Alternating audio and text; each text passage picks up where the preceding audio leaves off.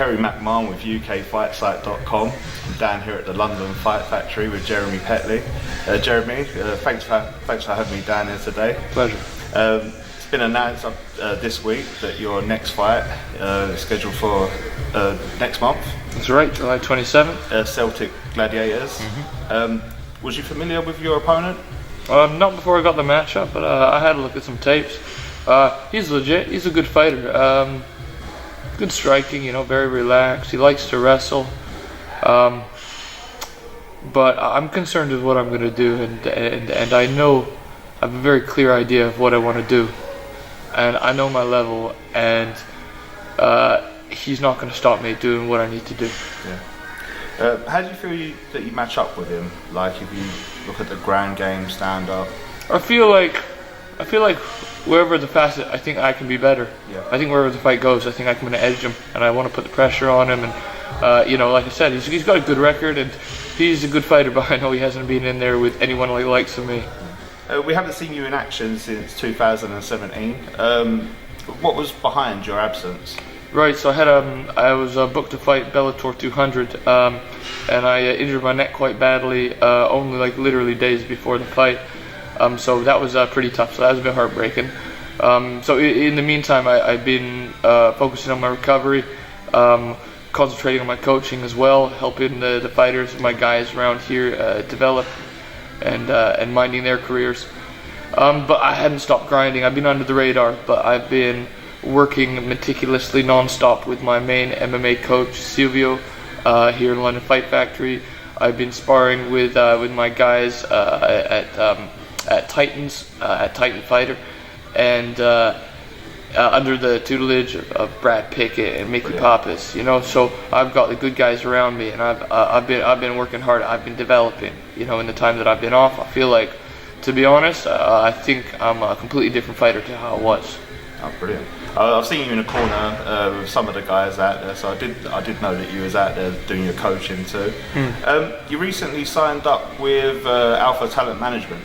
How did you hook up with the guys? Yeah, so when Stelios Theo, one of my first pro students, in fact, when he came to work with me, he had already had a few fights under his belt, and he had ATM managing him.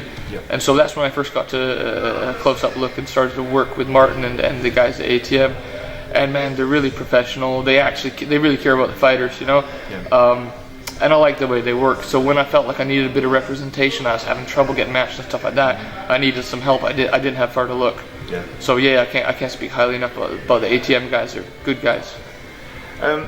You was on a 2-fight winning streak with I think both of the last 2 fights were at Bellator. Mm-hmm. How do you feel about getting involved in the European series? Would that be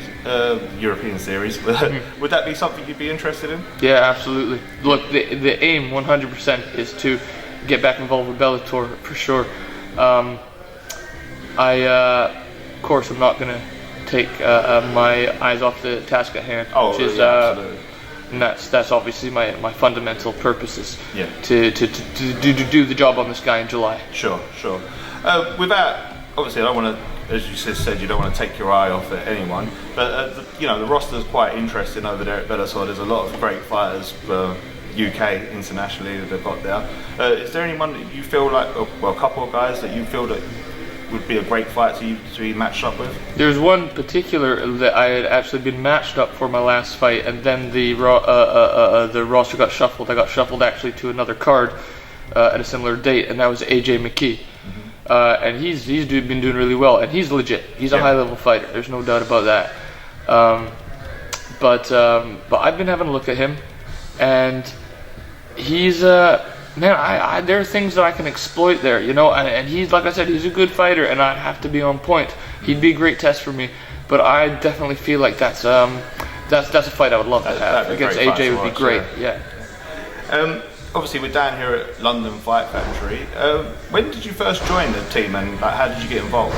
So I first joined London Fight Factory probably not long after they had started up, so I think it must have been like 11-12 years ago now. So I arrived at LFF, which at that time was in Brick Lane, the other place.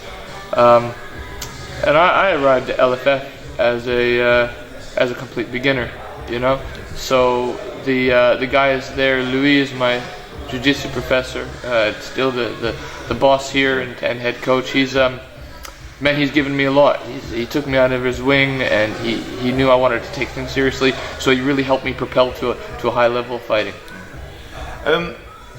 Obviously, you've got Jay. You mentioned Stelios and Jay Shepherd are training. Jay Shepherd's training down here now. They're booked up for Fightstar next month. That's right. How are the guys looking? Oh, they're looking great. I mean, look, I love to fight first and foremost, but I love to coach as well. And I gotta say, it's an absolute dream to be able to work with guys like Stelios and Jay. Man, the dedication, the commitment.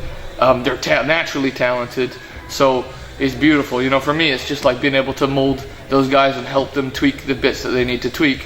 It's very rewarding for me because they're very easy to work with. When you have technically such good guys, it's just like inputting information into a computer, you know, the way they process things. So those guys are going to the top. They have the desire and the ability. I have no doubt about that. So I'm going to do my best to help them get there. Is there anyone else on the team that you're working with at the moment, maybe at an amateur level, that we should keep an eye out for? I've got an amateur fighter he's been with me before I was even a coach for quite a few years now. And he's got a few amateur fights under his belt now. His name's Nick Black. He's better known as Mini-Me. Yeah. And he's one of those guys. He's a real beast. He's very animalistic, but again, he's got the technical. He's a great grappler. He's a brave striker, and he's again one of those guys who's going to be very easy to mold. So I've been working with him. I've been seeing him develop, even how he's improved over the last couple of years. Definitely, you're going to be hearing the name Mini-Me many times over. Brilliant. I'm going to let you get on. Thanks for having me down today. I really appreciate the time. My pleasure, Craig. Thank you. Look forward to seeing you in action, and looking forward to seeing the guys at Fightstar next month. It was nice one, brother. Thank you. Thank you, mate.